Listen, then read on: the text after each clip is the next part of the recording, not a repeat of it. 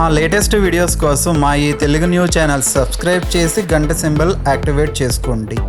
రేపు ఆఖరి కార్తీక సోమవారం. ఇది ఈ మాసంలో వస్తున్న చివరి కార్తీక సోమవారం. కార్తీక మాసం చివరి సోమవారానికి ఎంతో ఆధ్యాత్మిక ప్రాముఖ్యత ఉంటుంది. ఈ నెలలో ప్రతి సోమవారము శివపూజ, ఉపవాసం, దీపదానం చేయటం వల్ల అనేక పాపాలు నశిస్తాయని, శివ అనుగ్రహం లభిస్తుందని పురాణాలు చెప్తూ ఉన్నాయి. అయితే రేపు ఆఖరు కార్తీక సోమవారం రోజున ఇంటిలో ఆడవారు ఈ కూర వండినా తిన్నా చేతిలో చిల్లి గవ్వ కూడా మిగలదు. 7 జన్మల దరిద్రం పడుతుంది. అవును, ఈ మాట అక్షర సత్యం. కార్తీక మాసం పరమ పవిత్రమైనది. అందులోనూ సోమవారాలకు ఉండే విశిష్టత అంతా ఇంతా కాదు. ఈ పవిత్రమైన మాసంలో ముఖ్యంగా చివరి సోమవారం నాడు మనం పాటించాల్సిన నియమాలు, నిష్టలు చాలా ముఖ్యమైనవి. తెలిసి కానీ తెలియక కానీ చేసే చిన్న పొరపాటు కూడా మన పుణ్యఫలాన్ని హరించి వేస్తుంది. శాస్త్రాలు పెద్దలు చెప్పిన దాని ప్రకారం ఈ కార్తీక సోమవారం రోజున ఇంటిలో పొరపాటున కూడా వండకూడని, తినకూడని ఒక పదార్థం ఉంది. దానిని కనుక ఆ రోజున వండినా లేదా కుటుంబ సభ్యులలో ఎవరు తిన్నా ఆ ఇంటికి తీవ్రమైన దరిద్రం చుట్టుకుంటుంది. ఆ ఇంట్లో ఆర్థిక ఇబ్బందులు మొదలవుతాయి. ఎంత సంపాదించినా చేతిలో చిల్లి గవ్వ కూడా మిగలదు.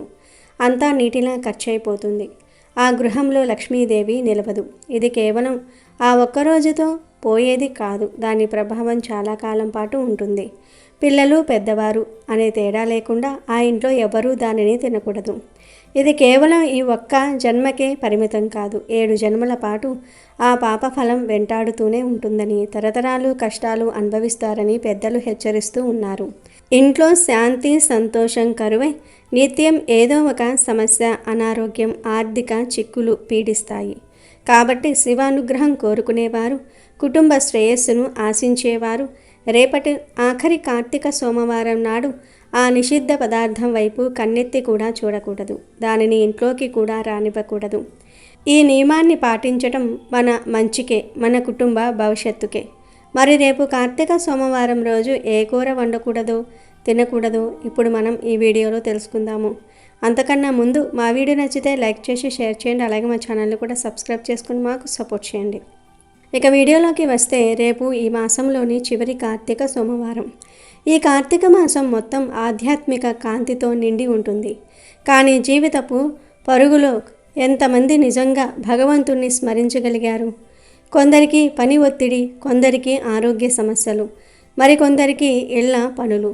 ఈ కారణాలతో ఈ మాసంలో వచ్చిన సోమవారాలలో పూజ చేయలేకపోయినా వారు ఉండవచ్చు. కానీ భగవంతుడు కరుణామయుడు. తప్పులు చేసిన వారిని క్షమించి మరో అవకాశం ఇచ్చే దయామూర్తి. రేపు ఈ మాసంలోని చివరి సోమవారం. ఇది భక్తులకు చివరి బంగారు అవకాశం లాంటిది. మీరు ఇప్పటి వరకు పూజ చేయకపోయినా, ఉపవాసం చేయకపోయినా, దానం చేయకపోయినా, దీపం పెట్టకపోయినా రేపు మాత్రం తప్పకుండా చేయండి. ఎందుకంటే ఈ ఒక్కరోజు చేసిన చిన్న పూజ కూడా మొత్తం మాసం చేసిన ఫలితాన్ని ఇస్తుంది అని పురాణ వచనాలు చెప్తూ ఉన్నాయి. ఈ ఆఖరి సోమవారానికి దేవుడు స్వయంగా భక్తులకు తనకు చేరుకునే దారి చూపిస్తాడు. ఉదయాన్నే బ్రహ్మ ముహూర్తంలో లేచి మనసును స్వచ్ఛం చేసుకుని తలస్నానం చేయాలి. కార్తీక మాసంలో ప్రతి నీటి బిందువుకు పవిత్రత ఉంటుంది అని శాస్త్రాలు పేర్కొంటున్నాయి. స్నానం అనంతరం తెల్లటి లేదా కొత్త బట్టలు వేయటం ఆచారం. ఇక శివాలయానికి వెళ్ళటం అసాధ్యమైతే అత్యుత్తమం. స్వామికి అభిషేకం చేయండి. పంచామృతాలతో, గంగాజలంతో, చెరుకు రసంతో, ఫలరసాలతో, భస్మంతో, గంధంతో మీరు చేయగలిగిన రీతిలో చేయండి. శివుడు భక్తుడి సౌలభ్యాన్నే చూస్తాడు, సౌఖ్యాన్ని కాదు. మీరు ఏ పదార్థం వాడుతున్నారన్నది ముఖ్యమేమీ కాదు. ఆ తరుణంలో మీ మనసు ఎంత భక్తితో ఉన్నదన్నదే ప్రధానమైనది. మారేడు దళాలు, తులసి ఆకులు, పూలు వాడి శివలింగాన్ని పూజించండి. ఆలయానికి వెళ్ళటం సాధ్యం కాకపోతే ఇంట్లోనే శివలింగం లేదా శివుని పటాన్ని పూజించండి. వీటితోనే అభిషేకం చేసినా పర్వాలేదు. ముఖ్యమేమిటంటే ఓం నమః శివాయ అనే పంచాక్షరి మంత్రాన్ని 108 సార్లు భక్తితో జపించండి. ఈ జపం పాపక్షయానికి, మనోశాంతికి, దేహ ఆరోగ్యానికి మూలమవుతుంది. ఈ ఒక్కరోజు చేసే అభిషేకం ఈ మాసమంతా చేసిన అభిషేక ఫలాన్ని ఇస్తుంది. ఈ విశ్వాసాన్ని మన పెద్దలు అనుభవం ద్వారా స్థాపిస్తారు. ఇలా ఉదయం పూజ చేసిన తర్వాత రోజంతా ఉపవాసం ఉండండి. ఇది కష్టమైతే పాలు లేదా పండ్లు మాత్రమే తీసుకుని సాత్విక ఆహారం పాటించండి. మధ్యలో వ్యర్థమైన సంభాషణలు, కోపము, అలసత్వము, ఆగ్రహం ఇవన్నీ దూరంగా ఉంచండి. ఈరోజు మనసు ప్రశాంతంగా ఉంచి శివ చింతనలో ఉండటం అత్యవసరం. సాయంత్రం ప్రదోష కాలంలో శివ దర్శనం లేదా శివస్మరణ చేయాలి. దీపం వెలిగించాక ఉపవాసాన్ని విరమించండి. ఇది పక్కా విధానం. ఈ ఒక్కరోజు చేసే ఉపవాసం పాపహరకమే కాకుండా సర్వరోగ నివారణకారి అని పురాణాలు వర్ణించాయి. దేహంలో ఉన్న చెడు శక్తులు, మనసులో ఉన్న మలిన భావాలు ఈ ఉపవాసం ద్వారా కరిగిపోతాయి. రేపు సాయంత్రం దీపదానం తప్పకుండా చేయండి. కార్తీక మాసంలో దీపం వెలిగించటం అత్యంత ప్రధానమైన కర్మ. దీపకాంతి అనేది జ్ఞానానికి, శుభానికి, సంపదకు సూచిక. ఇంటి గుమ్మానికి ఇరువైపులా దేవుని గదిలో తప్పకుండా దీపాలు వెలిగించండి. అలాగే తులసి కోట వద్ద దీపం పెట్టి తులసి అమ్మవారిని తప్పకుండా పూజించాలి. కార్తీక మాసం అంటే హరిహరులు ఇద్దరికీ ప్రీతికరమైన మాసం. తులసి సాక్షాత్తు విష్ణుమూర్తికి ప్రేమైనది, లక్ష్మీదేవి స్వరూపం. ఈ పవిత్ర సోమవారం నాడు తులసిని పూజించటం ద్వారా శివకేశవుల అనుగ్రహం ఒకేసారి లభిస్తుంది. దీనివల్ల ఇంట్లో ఐశ్వర్యానికి, ముఖ్యంగా ముత్తైదువులకు సౌభాగ్యానికి ఎప్పటికీ లోటు ఉండదు. కాబట్టి తులసి పూజ అస్సలు మర్చిపోవద్దు. అంతేకాకుండా ఈ మాసంలో ఇప్పటి వరకు ఉసిరి దీపం, ఉసిరికాయ మీద దీపం పెట్టని వారు ఉంటే రేపు ఆఖరి అవకాశం కాబట్టి తప్పకుండా ఆ దీపాన్ని వెలిగించండి. ఉసిరి చెట్టులో సాక్షాత్తు శ్రీ మహావిష్ణువు, లక్ష్మీదేవి కొలువై ఉంటారని శాస్త్రాలు చెప్తూ ఉన్నాయి. ఒక మంచి ఉసిరికాయను తీసుకుని దానిని శుభ్రం చేసి పైన కొద్దిగా చదునుగా కట్ చేసి అందులో ఒక చిన్న గుంతలా చేసి ఆవు నెయ్యి వేసి దూదితో వత్తి చేసి వెలిగించాలి. ఈ ఉసిరి దీపాన్ని తులసి కోట వద్ద లేదా దేవుని మందిరంలో వెలిగించటం ద్వారా మన దరిద్రాలు, పాపాలు తొలగిపోయి మహాలక్ష్మీదేవి అనుగ్రహం కలుగుతుంది. అనంతమైన పుణ్యం లభిస్తుంది. మీరు ఆవు నెయ్యితో వెలిగిస్తే శ్రేష్టం. అది కుదరకపోతే నువ్వుల నూనె అయినా వాడవచ్చు. ముఖ్యంగా 365 వత్తులు కలిగిన దీపం వెలిగించగలిగితే ఇది ఒక్క రోజులో సంవత్సరమంతా దీపారాధన చేసిన సమాన పుణ్యాన్ని ఇస్తుంది. దీపం వెలిగినప్పుడు ఆ కాంతిని కొద్దిసేపు మనసారా చూస్తూ ప్రార్థించండి. శివశక్తి నా జీవితంలో ఎల్లప్పుడూ ఉండి జ్ఞాన దీప్తి ప్రసాదించాలి అని. దీపదానానికి తోడుగా దానం కూడా ఈ రోజున చేయటం మర్చిపోవద్దు. దానం అంటే కేవలం ధనం ఇవ్వటం మాత్రమే కాదు, ఆకలితో ఉన్నవారికి అన్నం పెట్టడం. అది అన్నిటికంటే గొప్పది. ఆహారము, వస్త్రాలు లేదా కనీస ధనం ఏం ఇచ్చినా శివుడు అనుగ్రహిస్తాడు. తృప్తిగా తిన్నట్టు దానం చేసే మనసు భగవంతుని పూజ కంటే ఉన్నతం అని మన గురువులు చెప్పారు.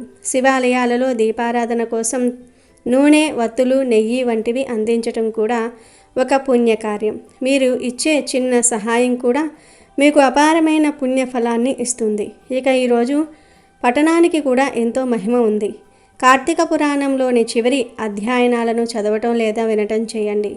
శివ స్తోత్రాలు, లింగాష్టకం, బిల్వాష్టకం, శివపూర్వ కథలు చదవటం లేదా వినటం ద్వారా మనసు ప్రశాంతమవుతుంది.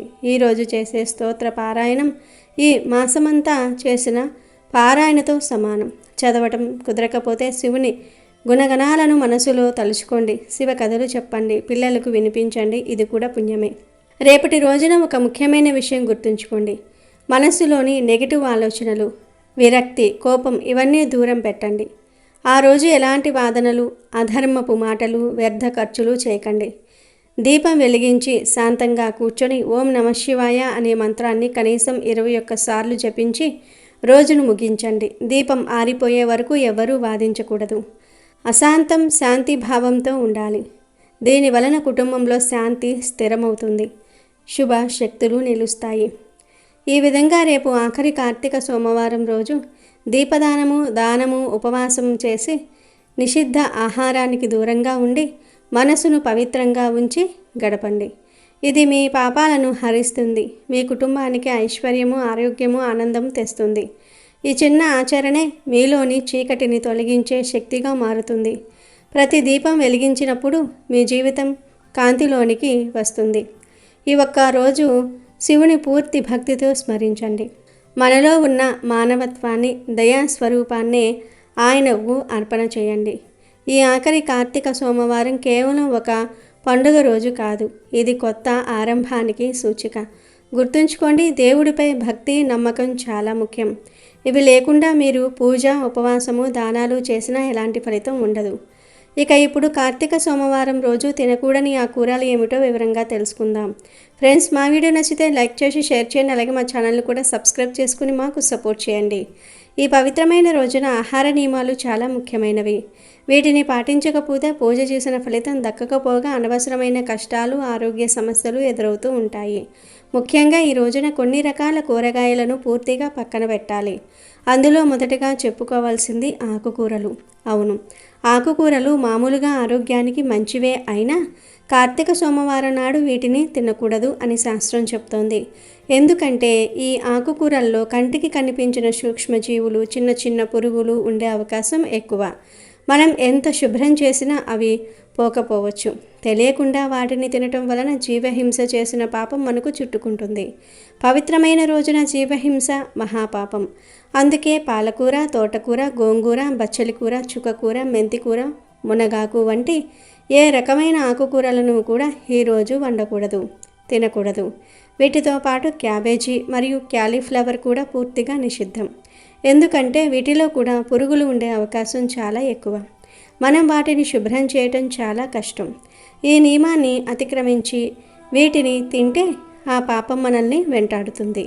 ఇంట్లో అనవసరమైన గొడవలు, ఆర్థిక ఇబ్బందులు మరియు తీవ్రమైన ఆరోగ్య సమస్యలు వస్తాయని పెద్దలు హెచ్చరిస్తూ ఉన్నారు. కేవలం ఆకుకూరలే కాదు, దుంపలు కూడా తినకూడదు. భూమి లోపల పెరిగే వాటిని కంద, పెండలము, బంగాళాదుంప, చిలకడదుంప, బీట్రూటు, క్యారెట్టు తాపసిక ఆహారంగా పరిగణిస్తారు. మనం పూజ చేసే రోజున సాత్విక ఆహారం తీసుకోవాలి. అంటే మనసును ప్రశాంతంగా తేలికగా ఉంచే ఆహారం. ఈ దుంపలు తినటం వల్ల మనసు మందగిస్తుంది, నిద్ర బద్ధకం వస్తాయి, పూజ మీద శ్రద్ధ నిలవదు. అందుకే ఈ రోజున దుంపలను కూడా వంటల్లో వాడకూడదు. ముఖ్యంగా మనం ఈ విషయాన్ని గుర్తుపెట్టుకోవాలి. ఈ కూరలను తినకూడదు అంటే వాటిని ఏ రూపంలోనూ తీసుకోకూడదు. కొంతమంది కూర వండకూడదు కానీ పచ్చడి రూపంలో తినవచ్చా అని, లేదా ఫ్రై వేపుడు చేసుకొని తినవచ్చా అని సందేహిస్తూ ఉంటారు. కానీ శాస్త్రం ప్రకారం అది పూర్తిగా తప్పు. ఉదాహరణకు బంగాళదుంప కూర వండకూడదు. అలాగే బంగాళదుంప చిప్సు లేదా బంగాళదుంప ఫ్రై కూడా తినకూడదు. గోంగూర కూడా తినకూడదు. అలాగే గోంగూర పచ్చడి కూడా తినకూడదు. క్యాబేజీ, క్యాలీఫ్లవర్ కూరలే కాదు, వాటితో చేసిన పకోడీలు, ఫ్రైలు కూడా ముట్టుకోకూడదు. ఏ రూపంలోనూ కూడా మీరు వాటిని తీసుకున్న ఆ కూరగాయలను తిన్న పాపమే మీకు వస్తుంది.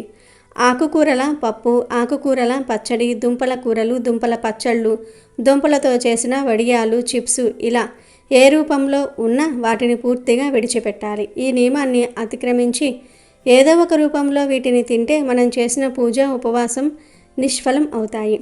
మరియు తెలియని కష్టాలను మనమే కొని తెచ్చుకున్న వారం అవుతాము. కాబట్టి ఈ ఒక్కరోజు ఈ కూరలకు అవి ఏ రూపంలో ఉన్నా సరే దూరంగా ఉండటం మన కుటుంబ శ్రేయస్సుకు చాలా ముఖ్యం.